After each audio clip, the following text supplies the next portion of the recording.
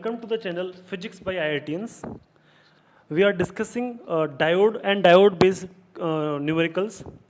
In the पिछले lecture में हम लोगों ने डिस्कस किया था कि कैसे डायोड के बेसिक फंक्शनलिटी होती है, कैसे दो पी और एन टाइप सेमीकंडक्टर्स को मिला के हम कोई डायोड बना सकते हैं, क्या उसमें एक ब्रेकडाउन वोल्टेज होता है जिसको क्रॉस करने के लिए हमें फॉरवर्ड वाइसिंग वोल्टेज लगानी पड़ती है।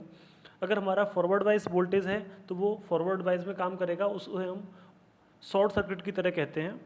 और अगर हमारी वोल्टेज रिवर्स बाइज्ड में है तो वो जो डिप्लीशन विड्थ है उसकी लेंथ को बढ़ाती है और उससे जो डायोड है वो एक ओपन सर्किट की तरह काम करता है और हम मानते हैं कि डायोड में से जो करंट पास कर रहा है वो ज़ीरो है। अभी हम कुछ क्वेश्चंस डिस्कस करेंगे इसी टॉपिक से रिलेटेड जो कि प्रीवियस ईयर में पूछे गए हैं। इनमें सबसे पहला क्वेश्चन है, एक डायोड आपको दिया हुआ है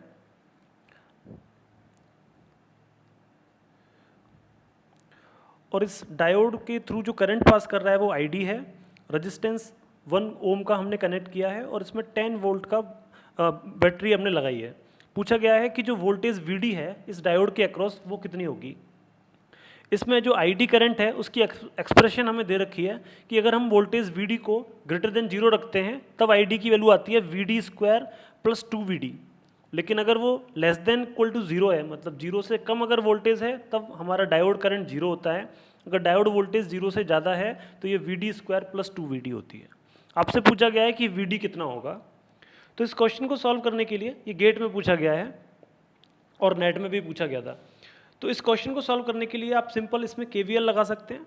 KVL लगाएंगे तो आपको क्या मिलेगा, 10 माइनस ID इंटू 1, इस रेजिस्टेंस के अक्रॉस करंट ID होगा, माइनस VD जो डायोड के अक्रॉस वोल्टेज है इक्वल टू 0। इस एक्सप्रेशन में केवल ID की वैल्यू हमें चाहिए और ID हम इस इक्वेशन से यूज़ कर सकते हैं जहाँ पर आपको दिया हुआ है कि ID equals to VD square plus 2VD। हम मान रहे हैं कि जो हमारा VD है वो ग्रेटर देन 0 है। जैसे ही हम ID वैल्यू पुट करेंगे तो हमें एक क्वाड्रेटिक इक्वेशन मिल जाएगी, VD square plus 3VD minus 10 equals to 0। और इस इक्वेशन को सॉल्व करने के लिए आप सिंपली इसके प्रोडक्ट्स बना सकते हो। प्रोडक्ट बनाओगे तो आपके दो प्रोडक्ट बनेंगे, VD plus 5 and VD minus 2। इन दोनों को जब 0 के बराबर करोगे सेपरेटली तो आपको VD की दो वैल्यूज़ मिलेंगी, एक होगी -5 और एक होगी +2। अब क्योंकि हम मान के चल रहे हैं कि VD हमारा ग्रेटर देन 0 है तो उसका मतलब हम नेगेटिव वैल्यू को इग्नोर कर देंगे, तो हमें जो वैल्यू मिलने वाली है वो हो जाएगी VD इक्वल्स टू 2 वोल्ट। तो इस क्वेश्चन की जो वैल्यू VD होगी वो 2 वोल्ट होने वाली है। नेक्स्ट क्वेश्चन देखते हैं। ये भी गेट में ही नेट में पूछा गया है प्रीवियस ईयर में। पहले हम क्वेश्चन डिस्कस कर लेते हैं। इसमें दो डायोड लगे हुए हैं। पहले डायोड के थ्रू जो करंट पास कर रहा है वो ID1 है, दूसरे डायोड D2 के थ्रू जो करंट पास कर रहा है वो ID2 है। लेकिन ये आइडियल डायोड नहीं है। इस केस में जो डायोड है वो सिलिकॉन डायोड है। सिलिकॉन डायोड मतलब इसका कुछ वोल्टेज गैप होता है जो हम मान सकते हैं, इस केस में दिया हुआ है 0.7। इन दोनों डायोड्स को पैरेलल में कनेक्ट किया गया है, एक रेजिस्टेंस 1 किलो ओम के साथ और एक बैटरी सोर्स 10 वोल्ट के साथ। आपसे पूछा गया है कि I1 प्लस ID1 की वैल्यू क्या होगी। ID1 क्या है, इस डायोड D1 के थ्रू जो करंट पास कर रहा है, ID2 है इस D2 के थ्रू जो करंट पास कर रहा है, और I1 है इस सोर्स से 1 किलो ओम रेजिस्टेंस के थ्रू जो करंट पास कर रहा है। तो बेसिकली आपसे I1 और ID1 की वैल्यू का सम पूछा है। याद रखना, दोनों का सम पूछा है, ना तो आपसे I1 पूछा है और ना ही आपसे ID1 पूछा है। हो सकता है कि आपका ऑप्शन I1 निकालने पर इनमें से मैच कर जाए तो उसे सही मत मान लेना, क्योंकि आपसे सम पूछा गया है, इसको ध्यान रखना। तो देखिए, सबसे पहले हम देख सकते हैं कि अगर ये सिलिकॉन डायोड है तो इसके अक्रॉस एक वोल्टेज 0.7 वोल्ट हम मान सकते हैं जो ऑलरेडी हमें दे रखा है। तो अगर हम इस लूप में KVL लगा दें तो हम लिख सकते हैं जो I1 करंट है वो होगा 10 माइनस 0.7 डिवाइडेड बाई जो रेजिस्टेंस है 1 किलो ओम। तो हमें जो I1 करंट इस सोर्स से पास कर रहा है उसकी वैल्यू हम लिख सकते हैं, I1 हमारा हो जाएगा 10 माइनस 0.7 अपॉन 1 किलो, मतलब 9.3 मिली एम्पियर। अब अगर आप ऑप्शंस पे सीधा चले जाएंगे तो आपको दिखेगा कि 9.3 मिली एम्पियर ऑप्शन आपको अवेलेबल है बी ऑप्शन में। लेकिन क्योंकि आपसे केवल I1 की वैल्यू नहीं पूछी गई है, आपसे पूछा गया है I1 प्लस ID1, तो हम इस ऑप्शन को सही नहीं मान सकते। फिर हम क्या करेंगे, ID1 और ID2 निकालेंगे। अब देखिए, अगर हम इस नोड A की बात करते हैं, नोड A पर क्या हो रहा है कि I1 करंट आ रहा है और उसके दो पार्ट हो रहे हैं, ID1 और ID2। अब क्योंकि दोनों डायोड ही आइडेंटिकल हैं तो हम मान सकते हैं कि इन दोनों में जो करंट जाएगा वो इक्वल होगा, आइडेंटिकल करंट होगा। तो बेसिकली जो I1 करंट है वो दो इक्वल पार्ट्स में डिवाइड हो जाएगा इस नोड ए पर। तो नोड ए पर हम KCL के थ्रू लिख सकते हैं ID1 plus ID2 is equal to I1/2। तो अब हमें ID1 भी पता चल गया, हमें I1 भी पता चल गया, तो हम I1 प्लस ID1 लिख सकते हैं। तो हमारा I1 प्लस ID1 हो जाएगा I1 plus I1/2 that is 3I1/2। I1 की वैल्यू 9.3 मिली एम्पियर है। जब हम 9.3 मिली एम्पियर पुट करेंगे इसमें तो हमें मिल जाएगा कि जो हमारा डिजायर्ड रिजल्ट है I1 प्लस ID1 वो होगा 13.95 मिली एम्पियर। तो आप समझ सकते हैं कि इस क्वेश्चन को अगर आप गौर से ना देखते या फिर आप सिंपल I1 निकाल के ही छोड़ देते तो आपको दिखता कि एक 9.3 का ऑप्शन है अवेलेबल, लेकिन वो आंसर गलत होता क्योंकि आपसे दोनों का सम पूछा गया है और इस क्वेश्चन का सही आंसर होगा 13.95 मिली एम्पियर। तो ये दो क्वेश्चंस थे जो हम लोगों ने कल तक जो डिस्कस किया था उससे रिलेटेड थे। अभी हम डिस्कस करेंगे एक नया टॉपिक, और आज का हमारा नया टॉपिक है जेनर डायोड। जेनर डायोड अभी हम लोगों ने इसलिए पिक किया है क्योंकि जेनर डायोड से ही क्वेश्चन काफ़ी पूछे जाते हैं। उसके बाद हम क्लीपर क्लैम्पर के सर्किट्स के बारे में डिस्कस करेंगे। तो लेकिन आज अभी स्टार्ट करते हैं जेनर डायोड के बारे में। सो जेनर डायोड अगर हम इसका एप्लीकेशन के हिसाब से स्टार्ट करें तो जेनर डायोड का बेसिकली यूज़ किया जाता है एक वोल्टेज रेगुलेटर की तरह।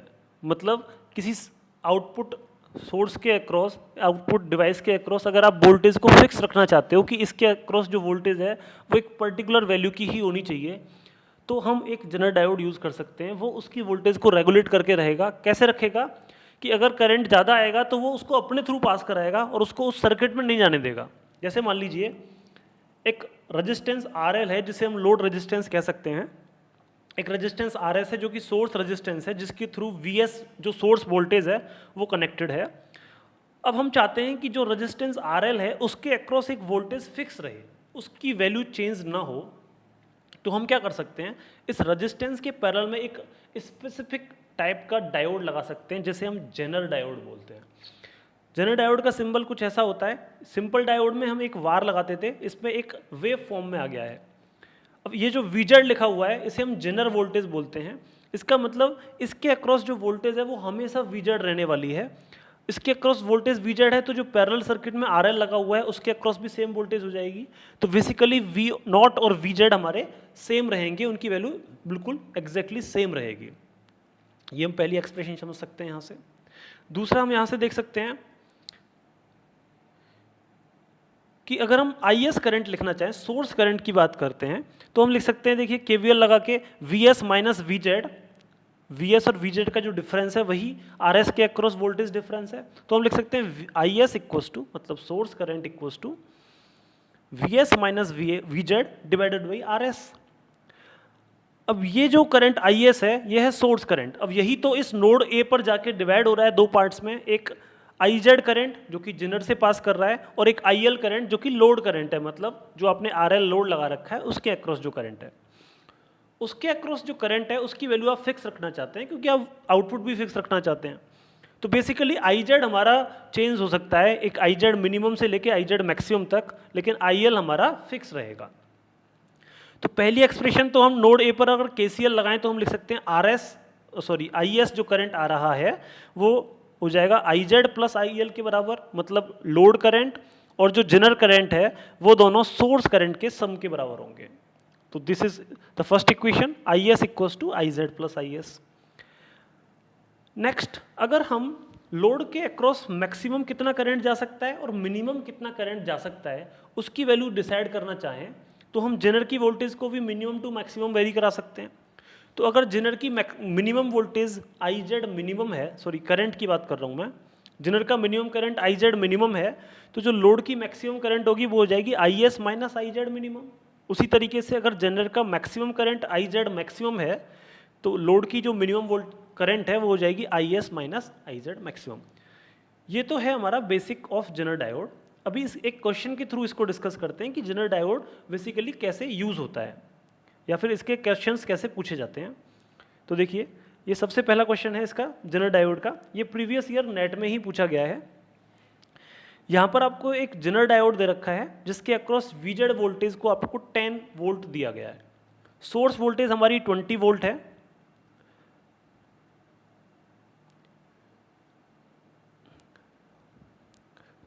सोर्स वोल्टेज 20 वोल्ट है। अब वीजेड हमें 10 दिया गया है और आर जो सोर्स रेजिस्टेंस होता है उसकी वैल्यू हमें नहीं दी गई है, वो हमसे पूछा गया है। जो लोड रेजिस्टेंस है वो 100 ओम का है।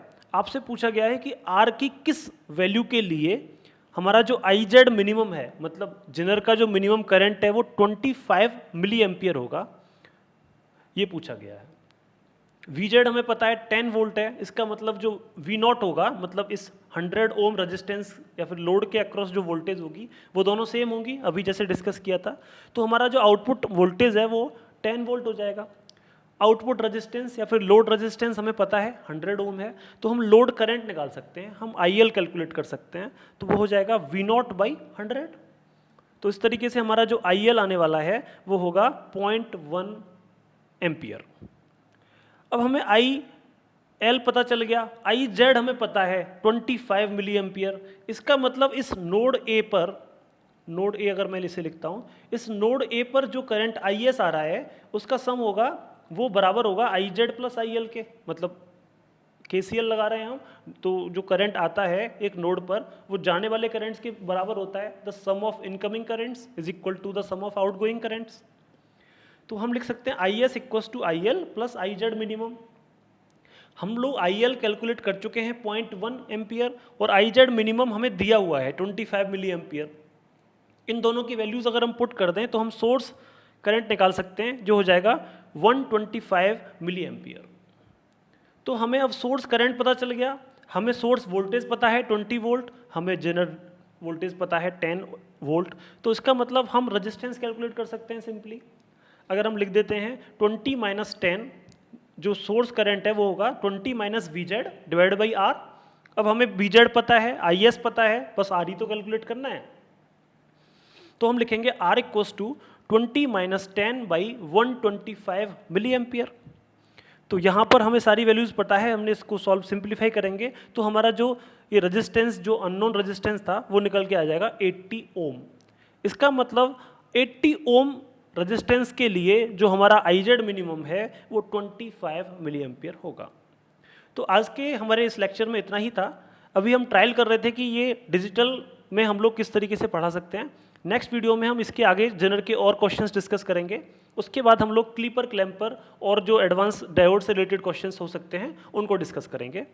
आज के लिए इतना ही है, थैंक यू। आप हमारे इस वीडियो को लाइक कीजिए, अगर आपको अच्छा लगा है तो अपने फ्रेंड्स के साथ शेयर करें। हमारे चैनल को सब्सक्राइब कीजिए तथा हम लोग कुछ क्वेश्चंस डालते हैं टेलीग्राम ग्रुप पे, जो टॉपिक हमारा करंट में चल रहा है उससे रिलेटेड आप उनको सॉल्व कीजिए। अगर कुछ डाउट आते हैं आपके, कुछ खुद के भी कुछ डाउट्स हो सकते हैं, तो वो भी आप वहाँ पर डाल सकते हैं। हमारा चैनल है physics bye IITians। Okay, thank you.